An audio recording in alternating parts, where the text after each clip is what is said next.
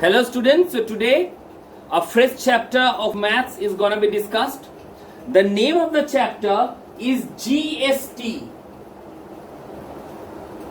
Now, what is the full form of GST? GST stands for Goods and Services Tax. क्या होता है?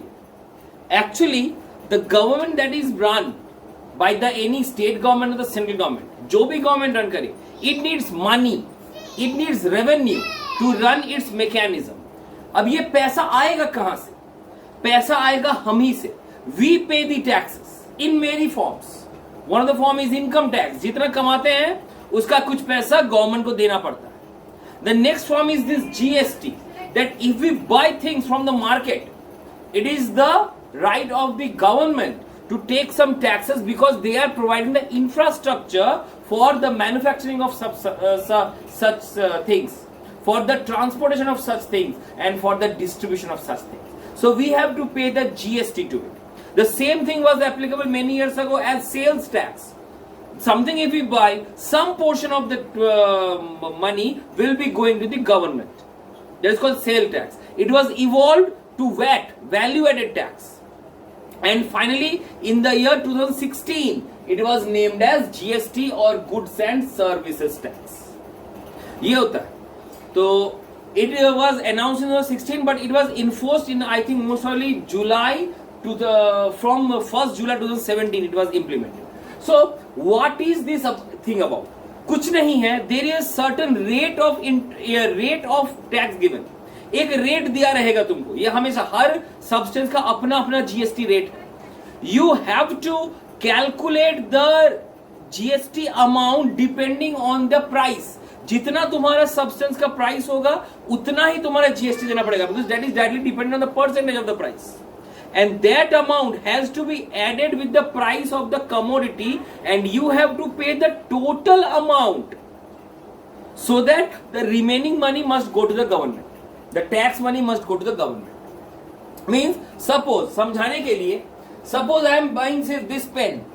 This pen, the worth of this pen is suppose 50 rupees. And I am asked to pay a 18% GST. So 50 plus 18 by 100 into 50. What will be? 50 plus 9 means I have to pay to the shopkeeper 59 rupees. ये 9 रुपया tax देना पड़ा हमको for buying this pen. This is what happens in GST. Now GST दो प्रकार से calculate होता है. This GST tax is designed in such a way that some amount of the tax will go to the state government. We are in West Bengal, so it will get to the state government, and some amount of tax will go to the central government, means Delhi government, Modi government, जो अभी जो present है. So ये जो taxes है GST का, ये दो तरीके से काम करेगा. कब? One, when there is intrastate business, that is within state.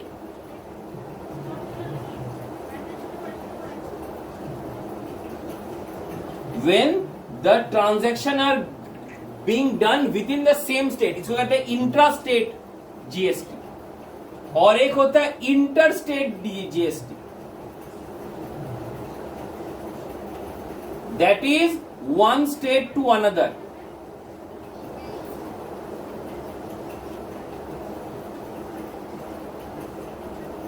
It is called interstate GST.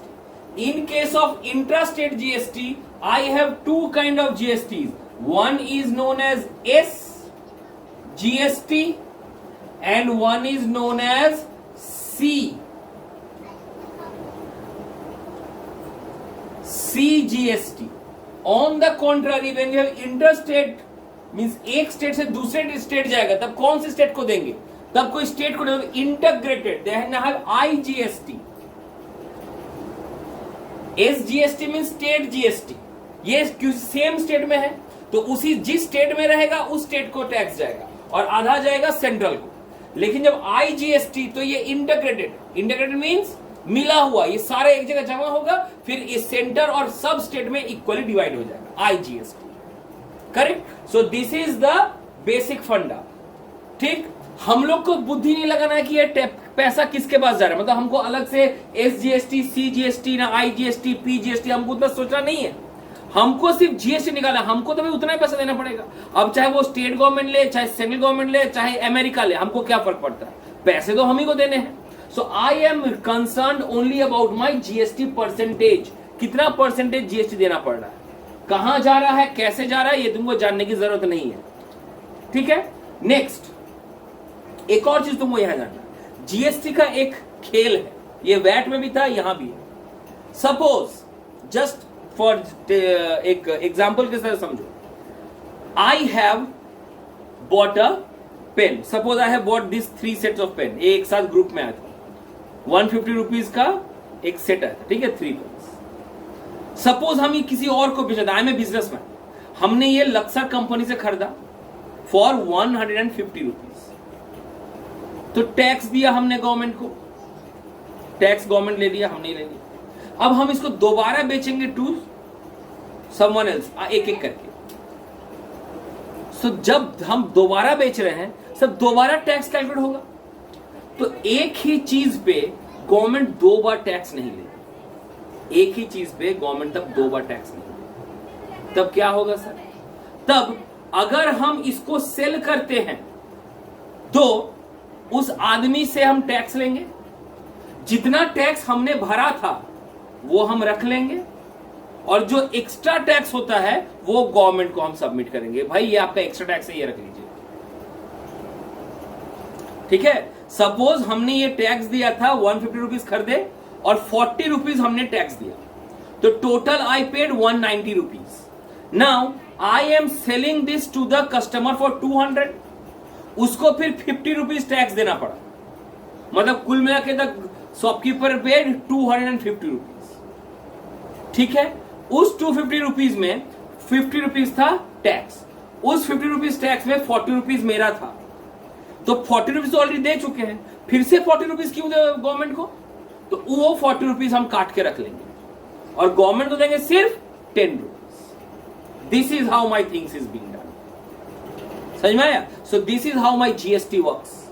जो पैसा हम गवर्नमेंट को देते हैं, that is called the output tax, कि हमने कितना आउटपुट दिया, हमने कितना बाहर निकाला, और जब को हम किसी को सेल करेंगे तो वो एक टैक्स देगा, तो जो टैक्स वो हमको दे रहा है, एक्चुअली वो तो गवर्नमेंट का नहीं, वो पैसा हमको दे रहा है, ये हमारा कर्तव्य है कि हम माइनस करके रिमेनिंग टैक्स गवर्नमेंट को दे, तो that is called input tax और the input credit, output credit, input credit.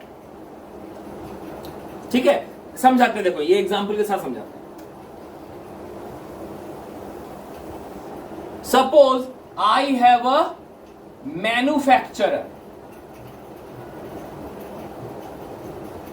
Manufacturer ने सेल किया किसको, होलसेलर, और होलसेलर किसको बेचता है, रिटेलर। ठीक है।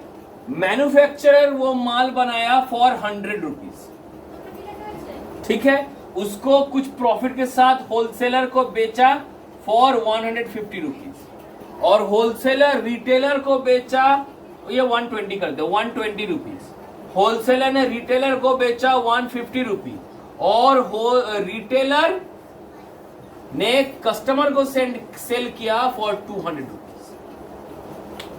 ये है मेरा वर्क फ्लो, मतलब this is my input cost. ये 100 रुपया का वो खर्चा पड़ा मैन्युफैक्चरर को, मैन्युफैक्चरर ने होलसेलर को बेचा फॉर 120, होलसेलर ने रिटेलर को बेचा फॉर 150, और रिटेलर ने कस्टमर को बेचा फॉर 200। तो एक एक करके हम सबका इनपुट टैक्स और आउटपुट टैक्स निकालेंगे। Suppose the whole transaction for this is GST is suppose 10% of GST। तो पहला फॉर मैन्युफैक्चरर SP कितना है सर, 120 रुपीज, 100 रुपीज में बेचा, उसको 120 में बेचा। So therefore my 120 rupees output tax कितना हो जाएगा 120 into 10/100 that is equals to 12। ये हो गया मेरा आउटपुट टैक्स। फिर हमको इनपुट टैक्स मिल रहा है कि नहीं, that I have to calculate. अभी हमको मालूम नहीं इनपुट हमको मिलेगा कि नहीं। ये इनपुट तभी मिलेगा जब हम जिसको सेल कर रहे हैं वो दोबारा उसको सेल करेगा। ठीक है, तो होलसेलर ने दोबारा सेल किया। अब नेक्स्ट है मेरा होलसेलर।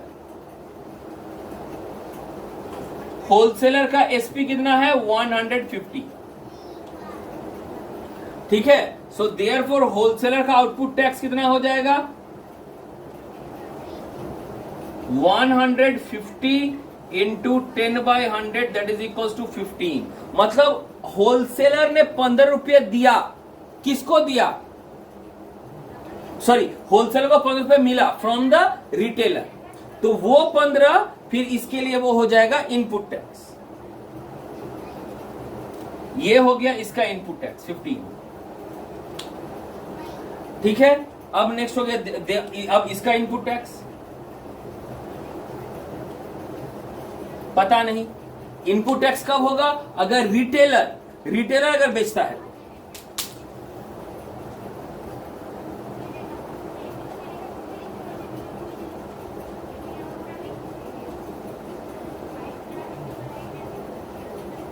रिटेलर कितने में खरीदा 150 रुपया में, सो देयरफॉर इसका आउटपुट कितना हो जाएगा, सॉरी 200 रुपये, सॉरी मैं मिस्टेक,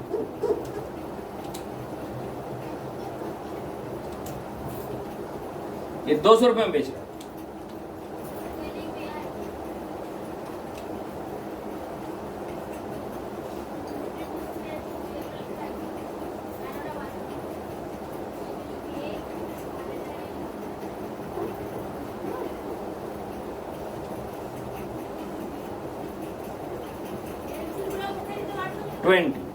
सो ये जो आउटपुट टैक्स जनरेट किया ये इसका इनपुट टैक्स हो जाएगा। ठीक है, और इसका इनपुट टैक्स वो तो पता नहीं, क्योंकि अगर ये फिर अगर किसी और को सेंड करे तो फिर इसका इनपुट टैक्स होगा जो इसके पास जाएगा। सो लाइक दिस ये चलता रहेगा। इसका कॉस्ट प्राइस था 100 रुपया, जब इसने होलसेलर को बेचा कितना रुपया में 120 रुपया, तो होलसेलर को कितना पैसा देना पड़ेगा 120 रुपया प्लस 12 रुपया, मतलब होलसेलर को टोटल पैसा देना पड़ा 132। तो होलसेलर ने इसका प्राइस रख दिया 150। तो होलसेलर को जब रिटेलर को बेचेगा तो रिटेलर को टैक्स देना पड़ेगा कितना 150 प्लस 15 165। इसीलिए होलसेलर उसका दाम रख दिया, रिटेलर उसका दाम रख दिया 200 रुपया। तो रिटेलर जब बेच रहा है 200 रुपया में, तब कस्टमर को कितना रुपया देना पड़ेगा 10% ऑफ 200 220, तो टोटल कस्टमर को देना पड़ेगा 220 रुपीज। ठीक है, सो this is how my GST flow goes. Correct. अब हम इसके ऊपर 2-3 एग्जाम्पल देते हैं ताकि you can understand that how this things work. The good in UP again but here in Lucknow, full stop. Calculate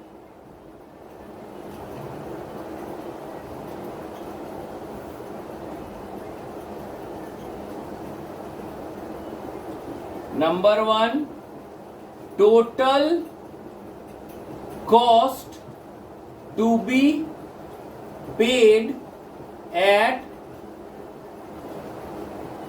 Lucknow, and number 2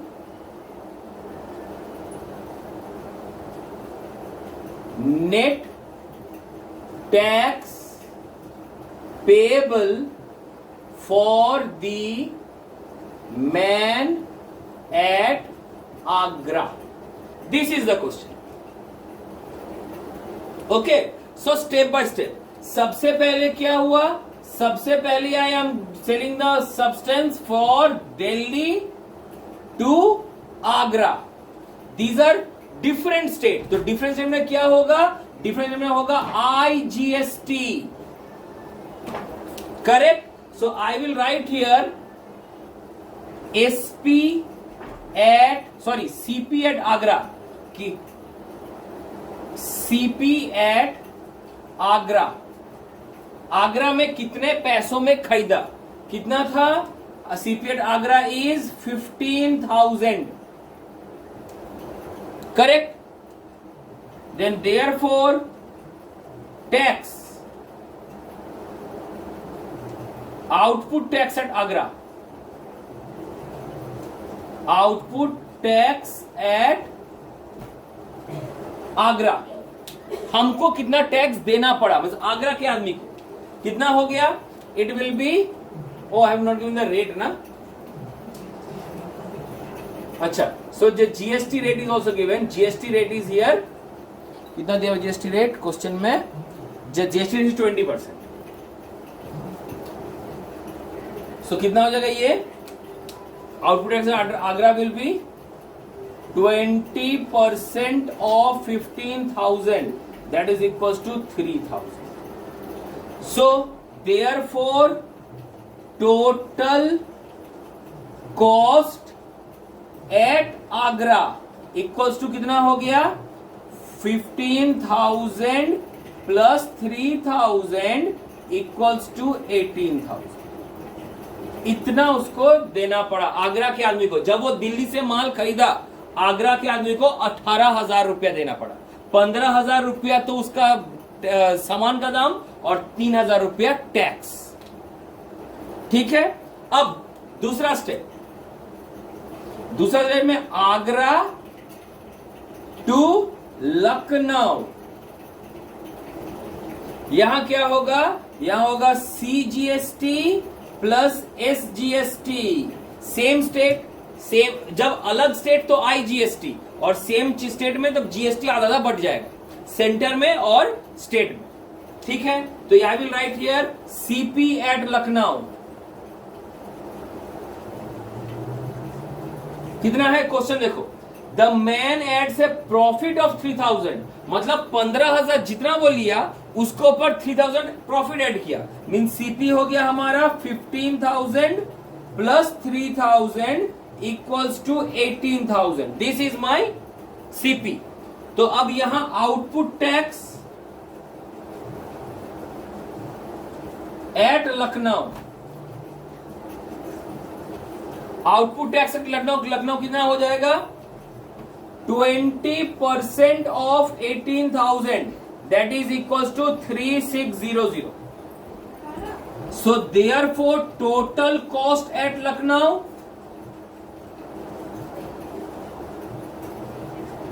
is 18,000 plus 3,600, total कितना हो गया? ये हो गया हमारा 21,600।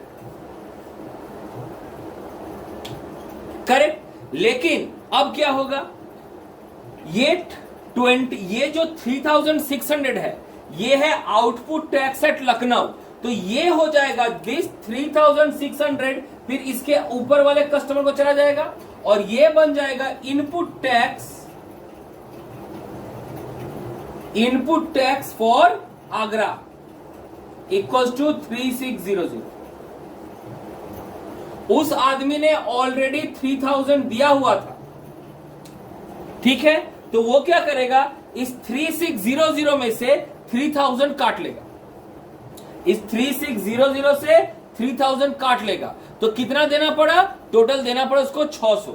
So net tax at Agra ये हो जाएगा 3,600 minus 3,000, that is input tax minus output tax. कितना हो जाएगा हमारा? ये कुल मिला के हो जाएगा मेरा 600। मतलब इस आदमी को ये 3,000 रुपीज तो ये दिल्ली वाला ले लिया और 3,000 गवर्नमेंट को दे दिया। ये आगरा वाला जब लखनऊ को सेंड करेगा, ये 3,600 गवर्नमेंट को देगा, गवर्नमेंट को देगा सिर्फ 600 रुपीज, क्योंकि 3,000 रुपीज उसने ऑलरेडी पे कर दिया।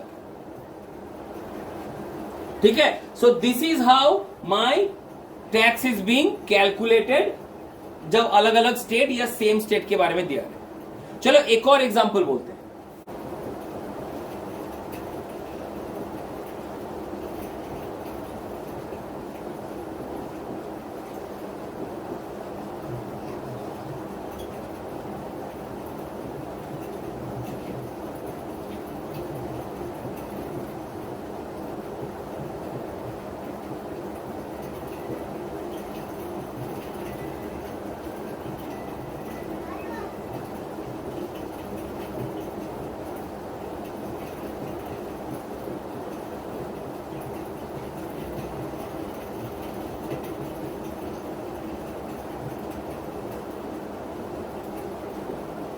दिस इज द क्वेश्चन ना पढ़ो।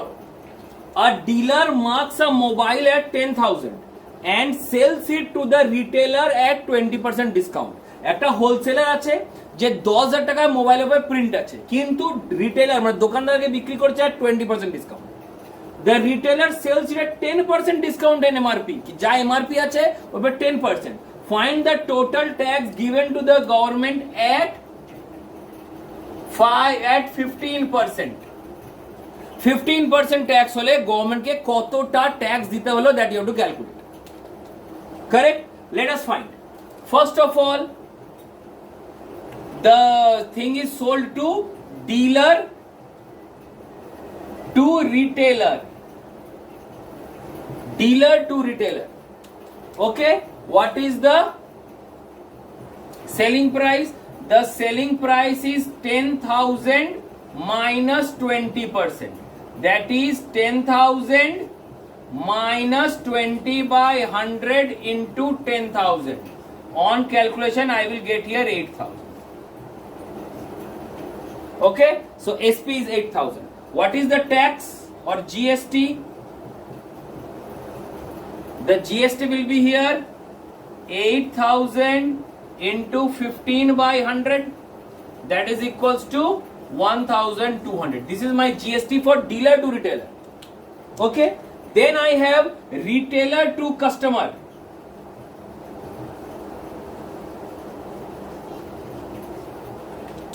what is the SP? The SP is 10% discount, means 10,000 minus 10% of 10,000। ठीक है ना? The retailer sells it at 10% discount on MRP, so it will be 10,000 minus 10 by 100 into 10,000। on solving I will get 9,000। the SP was 9,000, so therefore what is the GST? The GST will be equals to 9,000 into 15 by 100, it will be 1350। okay, now therefore tax for dealer, dealer को कितना tax देना पड़ा? Dealer को tax देना पड़ा 1200।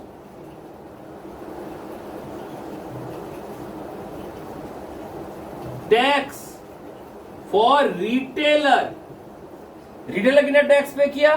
Sir देखो यहां पे एक बार टैक्स था 1200, एक बार टैक्स था 1350। ये है आउटपुट जीएसटी, ये है input GST. Output tax, input tax. तो क्या बोलेगा, जब ये 1350 जब वो रिटेलर लेगा कस्टमर से तो अपना पैसा काट लेगा और सिर्फ देगा जो एक्स्ट्रा अमाउंट है। तो रिटेलर दिया 1350 minus 1200 equals to 150। So dealer दिया 1200, रिटेलर दिया 150।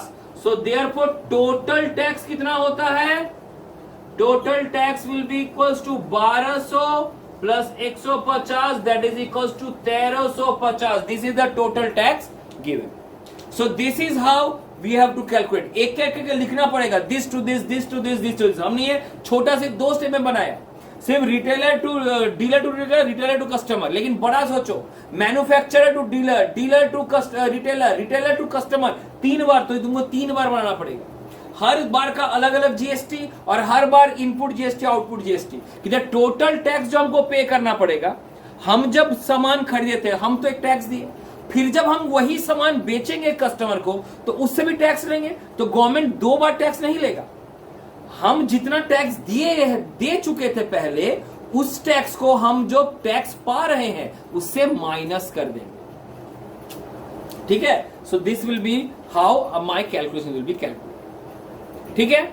सो जीएसटी का ये हो गया सारा फंडा कि तुमको पैसा निकालना है जब भी एक आदमी दूसरे आदमी को वो माल सेल करे। जब तक सेल नहीं करेगा तब मेरा इनपुट जीएसटी प्रोड्यूस नहीं होगा, सिर्फ आउटपुट जीएसटी होगा। हमने टैक्स दे दिया, अब जब तक मेरा सामान कोई खरीदेगा नहीं तब तक हम उससे टैक्स ले पाएंगे नहीं।